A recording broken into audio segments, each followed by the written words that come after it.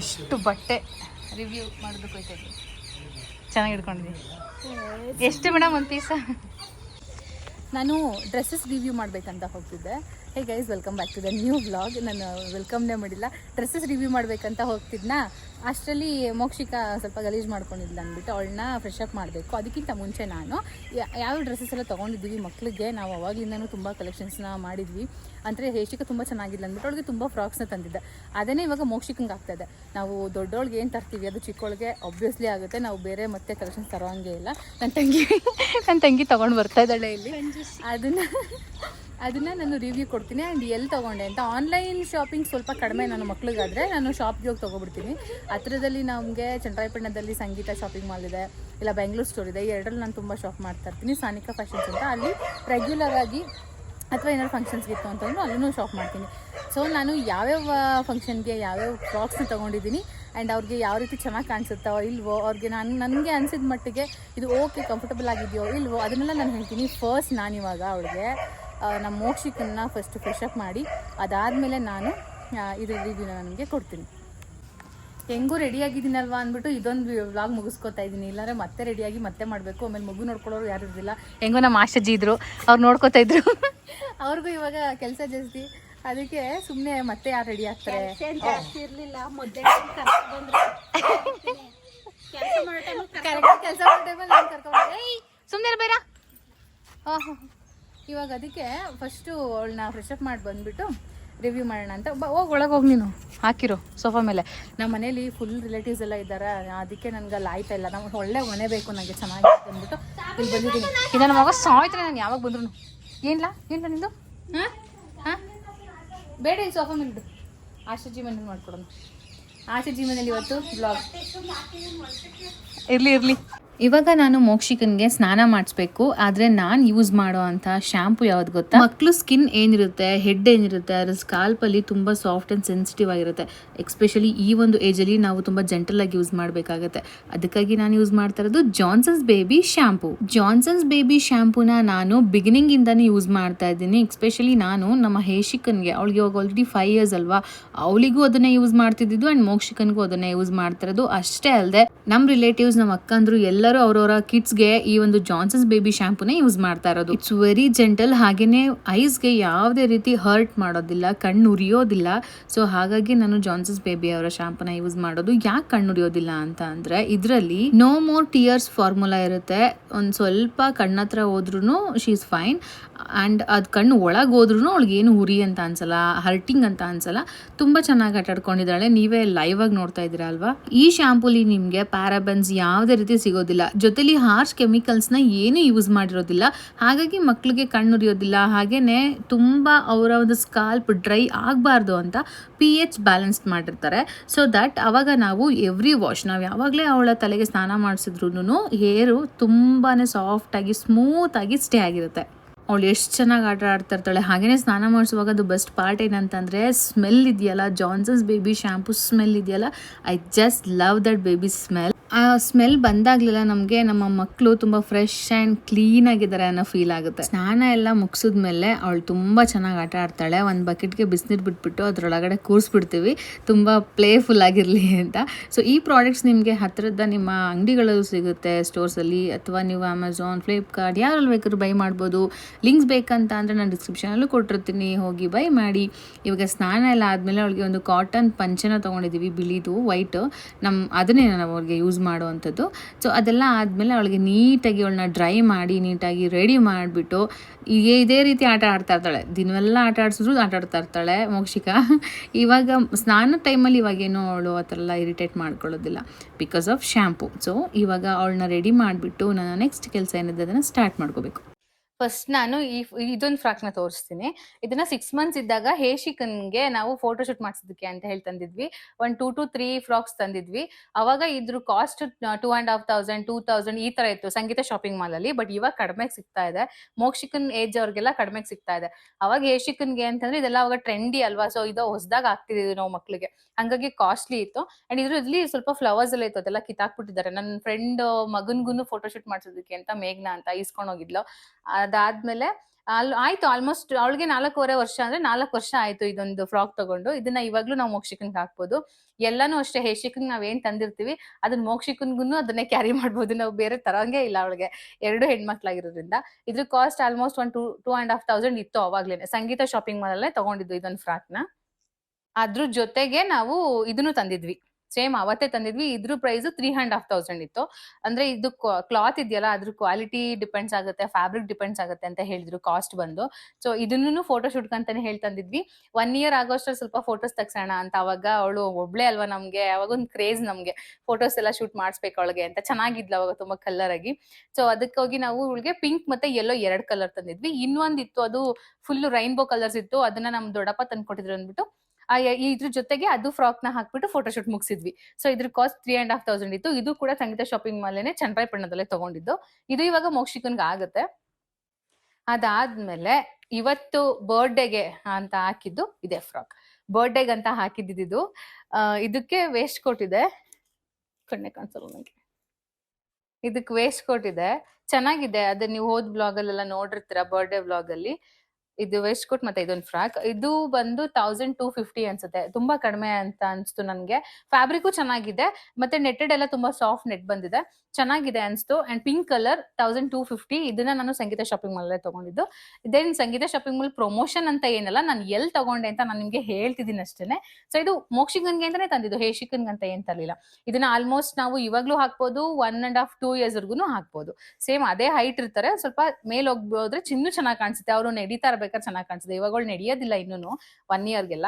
So ಈ ಒಂದು frock 1,250 and ಅವಳು ಬರ್ಡೇಗೆ ಅಂತ ತಂದಿದ್ದು. ಇನ್ನು ಈ ಫ್ರಾಕ್ ಬಂದು ಅವಳು ಬರ್ಡೇ ಮಾಡಿದ್ವಿ ನಾವು, ಫಸ್ಟ್ ಇಯರ್ ಹೇಶಿಕನ್ ಬರ್ಡೇ ಮಾಡಿದ್ವಿ. ಅದು ಸ್ವಲ್ಪ ಗ್ರ್ಯಾಂಡ್ ಆಗಿ ಮಾಡಿದ್ವಿ. ಮೋಕ್ಷಿಕನ್ ಯಾಕೆ ಗ್ರ್ಯಾಂಡ್ ಆಗಿ ಮಾಡಿಲ್ಲ ಅಂತಂದ್ರೆ, ನಾವು ಮನೆ ಕಟ್ತಿದೀವಲ್ವಾ, ಸೊ ಗೃಹಪ್ರವೇಶಕ್ಕೆ ಅವಳಿಗೆ 2 ಇಯರ್ಸ್ಗೆ ಗೃಹಪ್ರವೇಶ ಇಟ್ಕೊಳ್ಳೋಣ ಅಂತ ಅನ್ಕೊಂಡಿದ್ವಿ. ಆ ಟೈಮಲ್ಲೇನೆ ಮಾಡ್ಬಿಡೋಣ ಅಂತ ಅನ್ಕೊಂಡು, ಸೆಕೆಂಡ್ ಇಯರ್ ಬರ್ಡೇ ಮಾಡೋಣ ಅಂತ ಅನ್ಕೊಂಡು ಸುಮ್ಮನೆ ಇದೀವಿ ಇಷ್ಟೇ. ಇದನ್ನ ಅವಳಿಗೆ ಗಿಫ್ಟ್ ಮಾಡಿದ್ದು ನನ್ನ ಹಸ್ಬೆಂಡ್ ಫ್ರೆಂಡ್ ಒಬ್ರು ಬರ್ಡೇಗೆ ಬಂದಿದ್ರು, ಅವ್ರು ಗಿಫ್ಟ್ ಮಾಡಿದ್ದು. ಅವಳಿಗೆ ತುಂಬಾ ಚೆನ್ನಾಗಿ ಕಾಣಿಸ್ತಿದ್ದು ಹೇಶಿಕನ್ಗೆ. ಮೋಕ್ಷಿಕನ್ ಮೇ ಬಿ ಅಷ್ಟು ಚೆನ್ನಾಗಿ ಕಾಣಿಸಲ್ಲ, ಅವಳಷ್ಟು ಫೇರ್ ಇಲ್ಲ ಮೋಕ್ಷಿಕಾ. ಹೇಶಿಕಾ ತುಂಬಾ ಫೇರ್ ಇದ್ಲು. ಅಂಡ್ ಈ ಒಂದು ಕಾಸ್ಟ್ಯೂಮ್ ಒಳಗೆ ಸಕ್ಕದಾಗಿ ಕಾಣಿಸ್ತಿತ್ತು. ಬಟ್ ನನ್ಗೆ ಇದ್ರ ಪ್ರೈಸ್ ಎಲ್ಲ ಗೊತ್ತಿಲ್ಲ, ಮೇ ಬಿ ಅರೌಂಡ್ 3,000 ಇರ್ಬೋದು ಅಂತ ಅನ್ಕೊಂಡಿದೀನಿ. ಅಂದ್ರೆ ನಾನು ಒಂದ್ ಟೈಮ್ ಕೇಳಿದ್ದೆ ಯಾವ್ದೋ ಒಂದು ಶಾಪ್ ಅಲ್ಲಿ, ಅವಾಗ ನನಗೆ 3,000 ಮೇಲೆನೆ ಹೇಳಿದ್ರು. ಸೊ ಹಂಗಾಗಿ ನಾನ್ ಅನ್ಕೊಂಡಿದೀನಿ. ಬಟ್ ಅವತ್ ಹೆಂಗಿತ್ತೋ ಇವತ್ತು ಹಂಗೆ ಇದೆ. ಮೋಕ್ಷಿಕಂಗ್ ನಾವ್ ಇದನ್ನ ಕ್ಯಾರಿ ಮಾಡ್ಬೋದು ಆಲ್ಮೋಸ್ಟ್. ಚೆನ್ನಾಗಿದೆ. ಈ ಒಂದು ಫ್ರಾಕ್ ನ ನನ್ಗೆ ಗಿಫ್ಟ್ ಮಾಡಿದ್ದು ಅವ್ರ ಶೇಖರ್ ಫ್ರೆಂಡ್ ಅವರು ಗಿಫ್ಟ್ ಮಾಡಿದ್ದು ನನ್ನ ಮಗಳಿಗೆ. ಇನ್ನು ಈ ಫ್ರಾಕ್ ನ ಅವಳು ಇನ್ಸ್ಟಾಗ್ರಾಮ್ ಅಲ್ಲಿ ಒಂದ್ ರೀಲ್ಸ್ ಮಾಡಿದ್ದಾಳೆ, ಅದು ನಾನು ಹಾಕಿರ್ತೀನಿ, ಹಾಕ್ತೀನಿ. ಇದನ್ನ ನನ್ಗೆ ಗಿಫ್ಟ್ ಮಾಡಿದ್ದೇನೆ, ಮದ್ವೆಗೆ ಅಂತ ತಂದಿದ್ದು. ನಮ್ಮ ಅಮ್ಮನ್ಗೆ ಅಣ್ಣನ್ ಮಗ್ಳು ಮದ್ವೆ ಇತ್ತು. ಸೊ ಅವಾಗ ಅವ್ರ ಅಣ್ಣನ್ ಮನೇಲಿ ತಂದಿದ್ದು ನಮ್ ಹೇಶಿಕನ್ಗೆ. ಅವಳಿಗೆ ತುಂಬಾ ಚೆನ್ನಾಗಿ ಕಾಣಿಸುತ್ತೆ ಈ ಕಲರ್ಸ್ ಎಲ್ಲ. ಅವಳು ಫೇರ್ ಇರೋದ್ರಿಂದ ಯಾವ ಕಲರ್ ಹಾಕಿದ್ರು ಹೇಶಿಕ ಚೆನ್ನಾಗಿ ಕಾಣಿಸುತ್ತೆ. ಮೋಕ್ಷಿಕನ್ಗೆ ನಾವು ತುಂಬಾ ಹುಡುಕಿ ಹುಡುಕಿ ತರ್ಬೇಕಿರೋದು.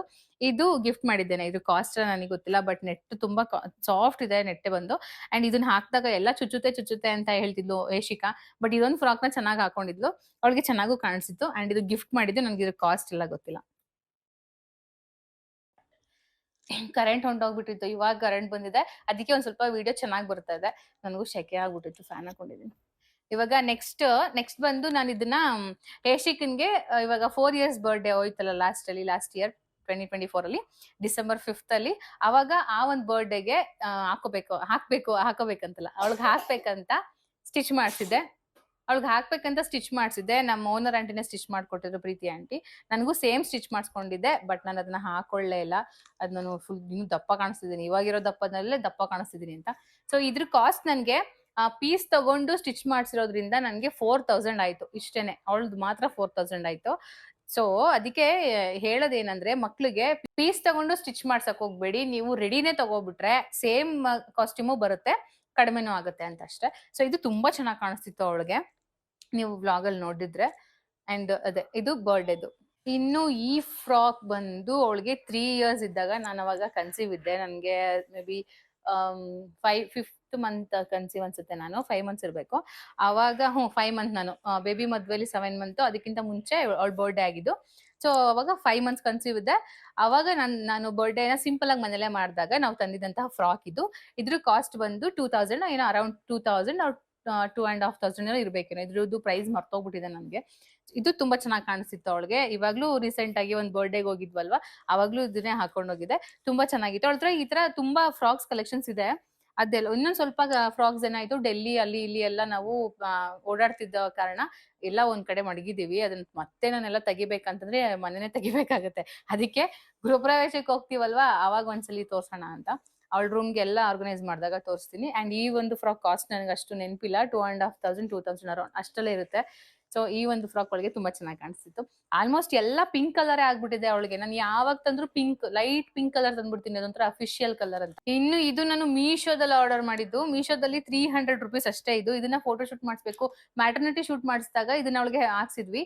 300 rupees ಅಷ್ಟೇ ಇದು ಮ್ಯಾಟರ್ನಿಟಿ ಶೂಟ್ಗೆ ಅಂತ. ನಾನೇನು ಕಲರ್ ಕಾಂಬಿನೇಷನ್ ಗಾಗಿ ತರಿಸಿರ್ಲಿಲ್ಲ, ಬಟ್ ಇದೊಂದು ಚೆನ್ನಾಗಿತ್ತಲ್ಲ, ಟ್ರೆಡಿಷನಲ್ ಆಗಿತ್ತಲ್ಲ ಅಂದ್ಬಿಟ್ಟು ತರಿಸಿದೆ. ಅದಾದ್ಮೇಲೆ ನಾನು ನಮ್ಮ ಆಶಾ ಆಂಟಿ ಹತ್ರ ಇದೊಂದು ಕಲರ್ದು ಸ್ಯಾರಿ ಇತ್ತು, ನಾನು ಸುಪ್ರೀತಾ ಒಂದು ವಿಡಿಯೋ ಮಾಡಿದ್ವಿ, ರೀಲ್ಸ್ ಮಾಡಿದ್ವಲ್ಲ, ಅದು ಸೇಮ್ ಸ್ಯಾರಿನ ನಾನು ಇಸ್ಕೊಂಡು ಮ್ಯಾಟರ್ನಿಟಿ ಶೂಟ್ ಮಾಡಿಸ್ಕೊಂಡಿದ್ದು. ಅವಾಗ ಇದಕ್ಕೆ ಮ್ಯಾಚ್ ಆಯ್ತು. ಅಂಡ್ ನನ್ನ ಹಸ್ಬೆಂಡ್ ವೈಟ್ ಕಲರ್ ಶರ್ಟ್ ಮತ್ತೆ ಪಂಚೆ ಹಾಕಿದ್ರಲ್ಲ, ಇದಕ್ಕೆ ಅದ್ ಮ್ಯಾಚ್ ಆಯ್ತು. ಸೊ ಈ ಫ್ರಾಕ್ ನಮ್ಮಿಬ್ರು ಔಟ್ಫಿಟ್ಗೆ ಇದು ತುಂಬಾ ಚೆನ್ನಾಗಿ ಮ್ಯಾಚ್ ಆಯ್ತು ಅಂದ್ಬಿಟ್ಟು ಒಳ್ಳೆ ಮ್ಯಾಟರ್ನಿಟಿ ಶೂಟ್ ಆಗಿತ್ತು ಅವಾಗ. ಸೊ ಇದು ತುಂಬಾ ಕ್ವಾಲಿಟಿ ಚೆನ್ನಾಗಿದೆ, ಕಾಟನ್ ಫ್ರಾಕ್ ಇದು. 300 ಅರೌಂಡ್ ಅಷ್ಟಿದೆ ಅಷ್ಟೇ. ಇದು ತುಂಬಾ ಕಡಿಮೆ. ಇದ್ರದ್ದು ಲಿಂಕ್ ಬೇಕಾದ್ರೆ ನಾನು ಕೊಡ್ತೀನಿ. ಆನ್ಲೈನ್ ಅಲ್ಲಿ ತಗೊಂಡಂತಹ ಲಿಂಕ್ಸ್ ಎಲ್ಲ ನಾನು ಕೊಡ್ತೀನಿ. ಇದೆಲ್ಲ ಶಾಪ್ ಅಲ್ಲಿ ತಗೊಂಡಿದ್ದು, ಇವಾಗ ಒಂದೇ ತರ ಬರಲ್ಲ ಅನ್ಸುತ್ತೆ. ಸೊ ಇದು ಅವಳಿಗೆ ಚೆನ್ನಾಗಿ ಕಾಣಿಸ್ತಿತ್ತು. ಇದನ್ನ ನಾನು ಇವಾಗ ನಾಳೆ ಹಾಕ್ಬೇಕಿತ್ತು ಅವಳಿಗೆ ಅಂದ್ಬಿಟ್ಟು ತಂದಿರೋದು. ಮನೇಲೇನೆ ಕೇಕ್ ಕಟ್ ಮಾಡಿಸಿ ಮನೇಲಿ ನಾನ್ ವೆಜ್ ಮಾಡಿಸ್ಬೇಕಲ್ಲ, ಆ ಒಂದು ವ್ಲಾಗ್ ಹಾಕ್ಬೇಕು. ಅದ್ ನೋಡಿರ್ತೀರಾ ನೀವು ಆಲ್ರೆಡಿ. ಆ ವ್ಲಾಗ್ ಹಾಕ್ಬೇಕಂತ ಹೇಳಿ ತಂದಿರೋದು. ಇದು ಸಂಗೀತ ಶಾಪಿಂಗ್ ಮಾಲೇನೆ. 670 ಹಾಕಿದ್ದಾರೆ ಇದನ್ನ. ಇಲ್ಲಿ ನೋಡಿ, ಇಲ್ಲೇ ಇದೆ ಸಂಗೀತ ಶಾಪಿಂಗ್ ಮಾಲ್ ಆಲ್ಮೋಸ್ಟ್ ತರದು. ಅಲ್ಲಿ 670 ಇತ್ತು.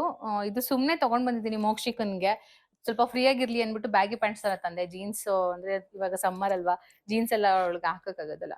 ಬಟ್ ಇದಂತೂ ತುಂಬಾ ಚೆನ್ನಾಗಿದೆ. ಇದು ಹಾಕಿದ್ಮೇಲೆ ಹೆಂಗ್ ಕಾಣಿಸುತ್ತೋ ಗೊತ್ತಿಲ್ಲ, ಅದನ್ನ ಹಾಕಿದ್ಮೇಲೆ ನಾನು ಫೋಟೋ ಆಡ್ ಮಾಡಿರ್ತೀನಿ ಇದಕ್ಕೆ. ಇನ್ನು ಲಾಸ್ಟ್ ಅಂದ್ರೆ ಇದು ಹೇಶಿಕನ್ಗೆ ಒಂದು ಟೀ ಶರ್ಟ್, ಮತ್ತೆ ಇದು ಒಂದು ಚೆನ್ನಾಗಿತ್ತು. ಈ ಕಲರ್ ನಂಗೆ ತುಂಬಾ ಇಷ್ಟ, ಪಿಂಕ್ ಪರ್ಪಲ್ ಅಂತ. ಏನ್ ಕಲರ್ ಇದು? ಪಿಂಕ್ ಕಲರಾ? Baby pink colour. ಈ ಕಲರ್ ನಂಗೆ ತುಂಬಾ ಇಷ್ಟ, ಬೇಬಿ ಪಿಂಕ್ ಕಲರ್ ಅಂತೆ. ನನ್ಗೂ ಗೊತ್ತಿಲ್ಲ, ನಾನು ಇವಾಗ ಕೇಳಿದೆ ನನ್ನ ತಂಗಿನ. ಇದು ಏಶಿಕನ್ಗೆ ಅಂತ ತಂದಿದ್ದು. ಹೇಶಿಕನ್ಗೆ ತುಂಬಾ ಚೆನ್ನಾಗಿ ಕಾಣಿಸುತ್ತೆ ಈ ಕಲರ್. ಸೊ ಇದೇ ಕಲರ್ ಅಲ್ಲಿ ಅವಳಿಗೆ ತುಂಬಾ ಔಟ್ಫಿಟ್ಸ್ ತಂದ್ಬಿಟ್ಟಿದೀನಿ. ಅದಕ್ಕೆ ನಾನು ಯಾವಾಗ್ಲೂ ಲೈಟ್ ಪಿಂಕ್, ಈ ಬೇಬಿ ಪಿಂಕ್ ಈ ತರಾನೇ ಹೋಗ್ತೀನಿ. ಅದಕ್ಕೆ ನಾನು ವೈಟ್ ಕಲರ್ದೊಂದು ಟಿ ಶರ್ಟ್ಸ್ ಆಲ್ರೆಡಿ ಇತ್ತು ಅವಳ ಹತ್ರನೇ. ತುಂಬಾ 2 ಮಂತ್ ಬ್ಯಾಕ್ ಏನೋ ತಂದಿದ್ದೆ, ಇದನ್ನ ಹಾಕಿರ್ಲಿಲ್ಲ.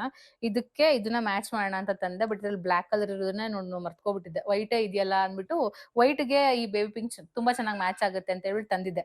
ಬಟ್ ಇದನ್ನು ಹಾಕಿಲ್ಲ. ನೋಡ್ಬೇಕು, ಯಾವಾಗ್ಲಾದ್ರೂ ಹಾಕಿದಾಗ ನಾನು ಫೋಟೋಸ್ನ ಆಡ್ ಮಾಡ್ಬೇಕು ಇದ್ರಲ್ಲಿ.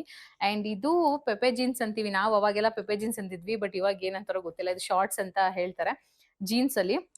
ಇದು ಒಂದೇ ನಮ್ಗೆ 390 rupees ಅಷ್ಟೇ. ಒಳ್ಳೆ ಕ್ಲಾತ್ ಇದು, ಮತ್ತೆ ಕ್ವಾಲಿಟಿ ತುಂಬಾ ಚೆನ್ನಾಗಿದೆ, ಎಕ್ಸ್ಪೆಂಡಬಲ್ ಆಗುತ್ತೆ. ಸಂಗೀತದಲ್ಲಿ ತಗೊಂಡಿದ್ದು 390 rupees ಇದು ಒಂದೇನೆ ಸಿಂಗಲ್. ಇದು ಸಪ್ರೇಟ್ ಇದು ಎಷ್ಟೋ ಗೊತ್ತಿಲ್ಲ, ನನ್ಗೆ ಮರ್ತೋಗ್ಬಿಟ್ಟಿದೆ ಇದ್ರ ಕಾಸ್ಟ್ ಬಂದು. ಸೊ ಇದಿಷ್ಟೇನೆ ಕಲೆಕ್ಷನ್ಸ್ ಅವಳಿಗೆ ನಾನು ತೋರ್ಸೋಕಾಗಿದ್ದು. ಇನ್ನ ಸ್ವಲ್ಪ ಕಲೆಕ್ಷನ್ಸ್ ಮಾಡ್ಬೇಕು, ತುಂಬಾ ಇದೆ ಅವಳ ಹತ್ರ. ಯಶಿಕನ್ ಹತ್ರ ತುಂಬಾ ಡ್ರೆಸ್ಸಸ್ ಇದೆ. ಇನ್ನು ಮೋಕ್ಷಿಕನ್ಗೆ ಅಷ್ಟು ಆಲ್ಮೋಸ್ಟ್ ನಾವು ತಂದಿಲ್ಲ. ಅವಳಿಗೆಲ್ಲ ನಾವು ಶರ್ಟ್ಸ್ ಮತ್ತೆ ಚಡ್ಡಿ ಇದೆ ತಂದಿರೋದು. ಅವಳು ನೋಡೋದಕ್ಕೆ ಫುಲ್ ಹುಡುಗನ್ ತರ ಇರೋದ್ರಿಂದ ಅವಳು ಕಾಣಿಸದೆ ಹುಡುಗನ್ ತರ. ಅವಳಿಗೆ ಫ್ರಾಕ್ ಇಕ್ಕಿದ್ರು ಅವಳು ಅಷ್ಟು ಚೆನ್ನಾಗಿ ಕಾಣಿಸಲ್ಲ. ಯಶಿಕನ್ಗಾದ್ರೆ ಫ್ರಾಕ್ಸ್ ಮತ್ತೆ ಟ್ರೆಡಿಷನಲ್ ಆಗಿ ಅವಳಿಗೆ ಏನೇನೋ ರೆಡಿ ಮಾಡ್ರು ತುಂಬಾ ಚೆನ್ನಾಗಿ ಕಾಣಿಸ್ತಾಳೆ. ಸೊ ಹಂಗಾಗಿ ಅವಳಿಗೆ ತುಂಬಾ ಜಾಸ್ತಿ ಫ್ರಾಕ್ಸ್ ತಂದಿದೀವಿ. ಮೋಕ್ಷಿಕನ್ಗೆ ಅಷ್ಟು ಫ್ರಾಕ್ಸ್ ತಂದಿಲ್ಲ, ಮತ್ತೆ ಅವಳಿಗೆ ಅಷ್ಟು ಡ್ರೆಸ್ಸಸ್ ನಾವು ತಂದಿಲ್ಲ. ಯಾಕಂದ್ರೆ ಹೇಶಿಕನ್ ತಂದಿರೋದೆಲ್ಲ ಹಂಗೆ ಇತ್ತು, ಅದನ್ನೇ ನಾವು ಮೋಕ್ಷಿಕನ್ ಕ್ಯಾರಿ ಮಾಡ್ಬಿಟ್ವಿ. ಸೊ ಅದನ್ನೇ ಹಾಕ್ತಾ ಇದೀವಿ, ಇವತ್ತಿಗೂ ಅದನ್ನೇ ಹಾಕ್ತಾ ಇದೀವಿ. ಬರ್ಡೇಸ್ ಅಂತಂದ್ರೆ ಅವಳಿಗೊಂದ್ ಸ್ವಲ್ಪ ಅವಳ್ದು ಅಂತ ಇರ್ಲಿ, ಅವಳ ಬರ್ಡೇಗೆ ಅವಳ ಡ್ರೆಸ್ ಇರ್ಲಿ ಅಂತ ಅಷ್ಟೇ ನಾವು ತಂದಿದ್ದು. ಅದು ಬಿಟ್ರೆ ಇನ್ ಏನು ಕಲೆಕ್ಷನ್ಸ್ ಇಲ್ಲ ಅನ್ಸುತ್ತೆ. ಇನ್ನು ಗೋಲ್ಡ್ ಅಂತೂ ನಾವು ಮಾಡ್ಸಿಲ್ಲ, ಮಕ್ಳಿಗೆ ನಾವು ಮಾಡ್ಸೋದಿಲ್ಲ ಗೋಲ್ಡ್ ಕಲೆಕ್ಷನ್ಸ್ ತೋರ್ಸೋದಕ್ಕೆ. ಸೊ ಇನ್ನೇನಾದ್ರೂ ತೋರ್ಸ್ಬೇಕು ಮಕ್ಳ ಬಗ್ಗೆ ಅಂತ ಬಂದ್ರೆ ನೀವು ನನ್ಗೆ ಕಮೆಂಟ್ಸ್ ಮಾಡಿ. ಕಮೆಂಟ್ ಅಲ್ಲಿ ನಾನು ನೋಡ್ಬಿಟ್ಟು ನಾನು ನಿಮ್ಗೆ ಹೇಳ್ತೀನಿ, ನಾವು ಮಕ್ಳಿಗೆ ಯಾವ ರೀತಿ ಎಲ್ಲ ರೆಡಿ ಮಾಡ್ತೀವಿ ಅಂಡ್ ನಾವ್ ಹೆಂಗ್ ನೋಡ್ಕೋತೀವಿ. ಎಲ್ರು ನಾರ್ಮಲ್ ಆಗಿ ಹಂಗೆ ನೋಡ್ಕೋತೀರಾ, ಅಂಡ್ ನಾವು ಹಂಗೆ ನೋಡ್ಕೊಳ್ಳೋದು. ಬಟ್ ನಾವು ಕೆಲವೊಂದ್ ತಂದಾಗ ಅದೊಂದು ಯೂನಿಕ್ ಆಗಿರ್ಲಿ ಅನ್ನೋ ಒಂದು ಥಾಟ್ ಅಲ್ಲಿ ಎಲ್ಲರೂ ಏನಾದ್ರೂ ಒಂದು ಪರ್ಚೇಸ್ ಮಾಡೋದು. ಸೊ ಆ ರೀತಿ ಒಂದು ಪರ್ಚೇಸ್ ಮಾಡಿದಾಗ ನಾನು ನಿಮ್ಮ ಹತ್ರ ಶೇರ್ ಮಾಡ್ಕೊಂಡಿದೀನಿ ಎಲ್ಲಾ ವ್ಲಾಗ್ ಅಲ್ಲೂ. ಸೊ ಈ ಒಂದು ವ್ಲಾಗ್ ನಿಮ್ಗೆ ಏನಾದ್ರು ಇಷ್ಟ ಆಯ್ತು ಅಂತ ಅಂದ್ರೆ ನೀವು ದಯವಿಟ್ಟು ಲೈಕ್ ಕೊಡೋದನ್ನ ಮಿಸ್ ಮಾಡಬೇಡಿ. ನಾನು ಲಾಸ್ಟ್ ಅಲ್ಲೇ ಯಾವಾಗ್ಲೂ ಹೇಳುದು, ಲೈಕ್ ಕೊಡೋದನ್ನ, ಸಬ್ಸ್ಕ್ರೈಬ್ ಮಾಡ್ಕೊಳ್ಳೋದನ್ನ ಮರಿಬೇಡಿ ಅಂತ. ಯಾಕಂದ್ರೆ ಸ್ಟಾರ್ಟಿಂಗ್ ಅಲ್ಲಿ ನಿಮ್ಗೆ ಹೇಳಿದ್ರೆ ಈ ಬ್ಲಾಗ್ ಹೆಂಗಿರುತ್ತೆ ಏನೋ ಗೊತ್ತಿರಲ್ಲ. ಲಾಸ್ಟ್ ಅಲ್ಲಿ ಹೇಳಿದ್ರೆ ಅಟ್ಲೀಸ್ಟ್ ನಿಮ್ಗೆ ಇಷ್ಟ ಆಗಿರಲ್ಲ, ಈಗ ಕೊಡ್ತೀರಾ, ಸಬ್ಸ್ಕ್ರೈಬ್ ಮಾಡ್ಕೊಡ್ತೀರಾ ಅಲ್ವಾ. ಸೊ ಇವತ್ತಿನ ಬ್ಲಾಗ್ ಇಷ್ಟ ಆಗಿರುತ್ತೆ. ಇಷ್ಟೇ ಇವರ ಕಲೆಕ್ಷನ್ಸ್, ನನ್ನ ಮಕ್ಳು ಕಲೆಕ್ಷನ್ಸ್ ಇಷ್ಟೇ ಆಗಿರೋದು. ನನ್ನ ಸ್ಯಾರಿ ಕಲೆಕ್ಷನ್ಸ್ ನ, ಮದ್ವೆ ಸ್ಯಾರಿ ಕಲೆಕ್ಷನ್ಸ್ ನಾನು ಇನ್ನೊಂದು ಬ್ಲಾಗ್ ಅಲ್ಲಿ ತೋರಿಸಿದೀನಿ. ಸೊ ಇಲ್ಲಿವರೆಗೂ ಯಾರೆಲ್ಲ ನನ್ನ ಬ್ಲಾಗ್ ನ ನೋಡಿದ್ರೆ ಅವ್ರೆಲ್ಲರಿಗೂ thank you so much. Thank you.